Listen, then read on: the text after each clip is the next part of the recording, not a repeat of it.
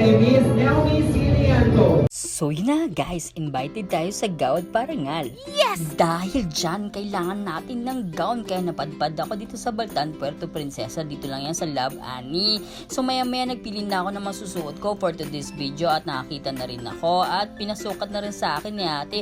Pagkatapos niya, nagpaayos na rin ako ng buhok. Pinatahi ko na rin sandals ko para may magamit ako.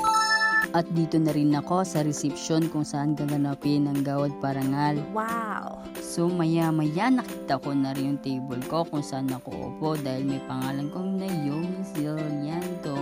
Habang may sumasayaw, kumakain kami for today's video at tinawag na nga yung pangalan ko. For reaching 1 million followers in TikTok.